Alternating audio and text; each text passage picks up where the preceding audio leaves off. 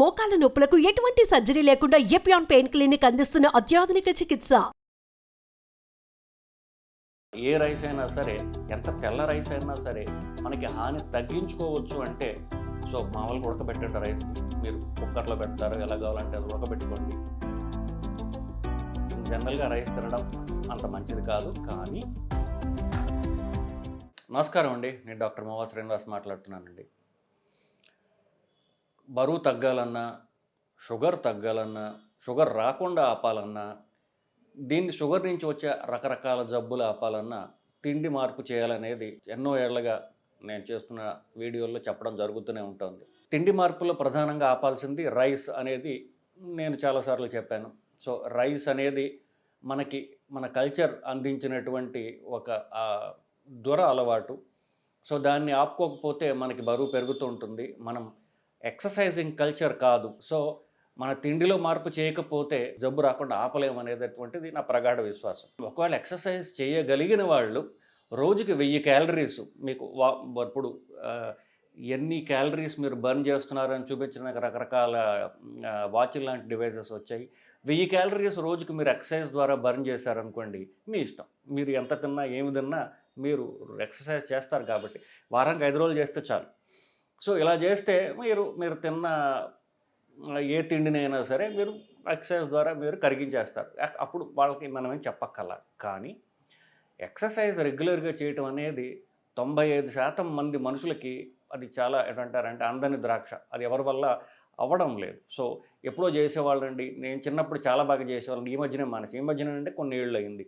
ఇట్లా ఇది నేను రెగ్యులర్గా ప్రతిరోజు ప్రతినిత్యం వినేటటువంటి మాట. సో అన్నంలో మార్పు చేయాల్సినటువంటి అవసరం తప్పదు.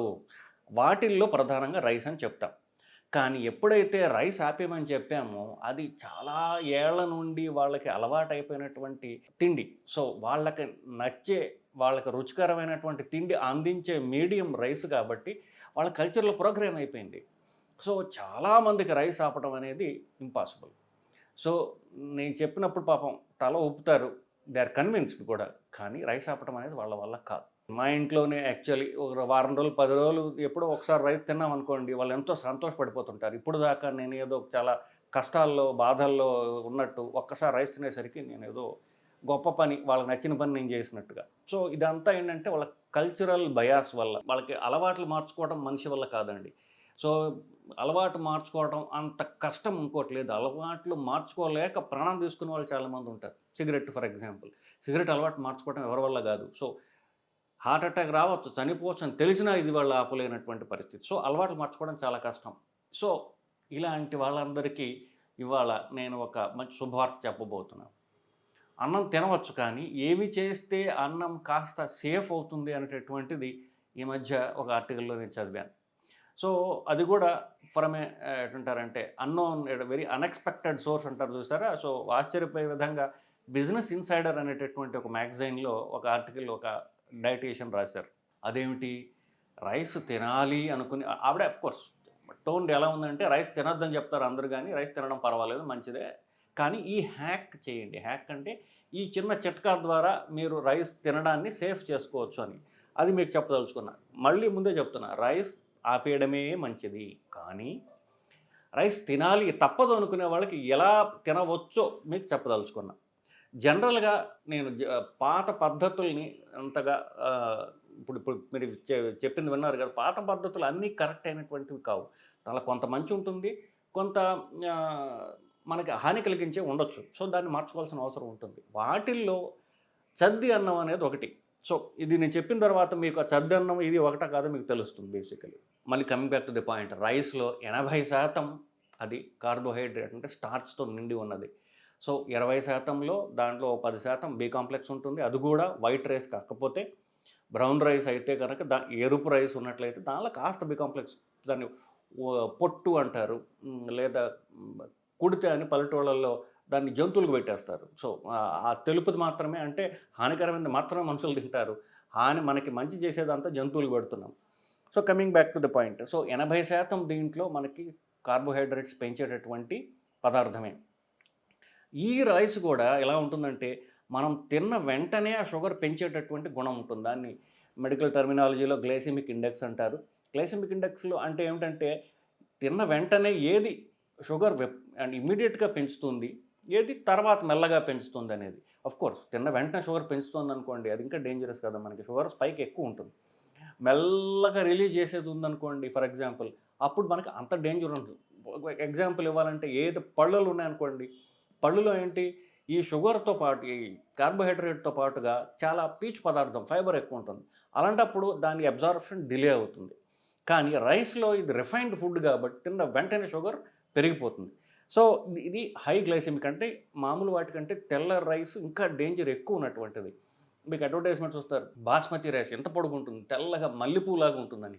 అది ఎంత తెల్లగా ఉంటే మనకి అంత హానికరం అని మీరు తెలుసుకోవాలి. సో మీరు ఎదురు చూస్తున్నటువంటి పాయింట్, ఏమి చేస్తే ఇది మనకి ఏ రైస్ అయినా సరే, ఎంత తెల్ల రైస్ అయినా సరే మనకి హాని తగ్గించుకోవచ్చు అంటే, సో మామూలుగా ఉడకబెట్టండి రైస్ని. మీరు కుక్కర్లో పెడతారు, ఎలా కావాలంటే అది ఉడకబెట్టుకోండి. రైస్ ఉడికిన వెంటనే వేడివేడిగా అన్నం తినవద్దు. ఇది చాలామందికి నచ్చదు, బట్ ఇలా చేస్తేనే మంచిది. వేడి అన్నం తినవద్దు. రైస్ వండిన వెంటనే దాన్ని ఒక గిన్నెలో పెట్టేసి డీప్ ఫ్రిడ్జ్లో పెట్టండి. సో డీప్ ఫ్రిడ్జ్లో ఒక రోజు, పూర్తి రోజు పెట్టండి దాన్ని. అలా పెట్టడం వల్ల అది కొంచెం గట్టిపడుతుంది. సో దాంట్లో ఉన్నటువంటి హానికరమైనటువంటి స్టార్చ్ ఏదైతే ఉందో అది గట్టిపడుతుంది. ఆ గట్టిపడటం వల్ల అబ్జార్ప్షన్ స్లో అవుతుంది. ఒక రోజు, పూర్తి రోజు అయిన తర్వాత దాన్ని తీసి కావాలంటే అప్పుడు మళ్ళీ రీహీట్ చేసుకొని, అంటే మళ్ళీ దాన్ని కాస్త వేడి చేసుకునో, లేకపోతే ఇప్పుడు రీహీట్ చేసుకోవడానికి పొయ్యి మీద పెట్టచ్చు, మీరు ఎలా కావాలంటే అలాగ. సో మళ్ళీ రీహీట్ చేసుకుని అప్పుడు తినండి. సో ఇలా చేసినట్లయితే రైస్లో ఉన్నటువంటి స్టార్చి అది ఫ్రిడ్జ్లో పెట్టడం వల్ల, డీప్ ఫ్రిడ్జ్లో పెట్టడం వల్ల అది గట్టిపడి అబ్జార్ప్షన్ స్లో అవుతుంది. అంత హానికరమైనటువంటి కాకుండా మనకి, సో ఈ ఎస్పెషల్లీ షుగర్ ఉన్న వాళ్ళకి కానివ్వండి, ఎవరికన్నా సరే ఈ చిన్న చిట్కా ద్వారా మనం రైస్ని కాస్త సేఫ్గా ఉండేటట్టుగా మనం చేసుకోవచ్చు. సో జనరల్గా రైస్ తినడం, మళ్ళీ చెప్తున్నాను, జనరల్గా రైస్ తినడం అంత మంచిది కాదు, కానీ ఇలా చేసినట్లయితే మీకు కాస్త బెటర్. ఇప్పుడు ఇందాక చెప్పినటువంటి పాయింట్, పాత పద్ధతులు అన్నీ కరెక్ట్గా, దానిలో కొన్ని మంచివి ఉండొచ్చు. దాంట్లో ఒకటి చద్ది అన్నం ఒకటి. చద్ది అన్నం అంటే తర్వాత రోజు తినేవాళ్ళు, దాన్ని నీళ్ళల్లో పెట్టి ఉల్టి పైన పెట్టేవాళ్ళు. కోర్స్ దాన్ని ఫ్రీజ్ చేసేవాళ్ళు కాదు, కొంత బెటర్. సో దానికంటే కూడా ఫ్రీజ్ చేసినట్లయితే దాన్ని, అది ఇంకా కొంచెం గట్టిపడి మనకి సేఫ్ అవుతుంది అనేది ఈ బిజినెస్ ఇన్సైడర్లో చెప్పిన హ్యాక్ ప్రకారం వచ్చింది. ప్రాబబ్లీ నేను దాంతో ఏకీభవిస్తున్నాను. తెల్ల అన్నం తినే కంటే ఇది కాస్త బెటర్. అన్నం మానేస్తే బెటర్ అనుకోండి. ఇలా చేసినట్లయితే కాస్త మిమ్మల్ని మీరు కొంచెం కాపాడుకోగలరు అనేది నా ఉద్దేశం. సో షుగర్ ఉన్న వాళ్ళకి, షుగర్ లేని వాళ్ళకైనా సరే, బరువు తగ్గాలనుకునే వాళ్ళకి, రైస్ తప్పదు అనుకుంటారు వీళ్ళు. ఈ 2 కేటగిరీస్లో రైస్ లేకుండా నేను బతకలేనైన వాళ్ళు చాలా మా ఇంట్లో కూడా ఉన్నారు, చాలామంది ఉన్నారు. వాళ్ళందరికీ ఈ చిట్కా ద్వారా మిమ్మల్ని మీరు కాపాడుకోగలరని నేను ఆశిస్తున్నానండి. నమస్కారం.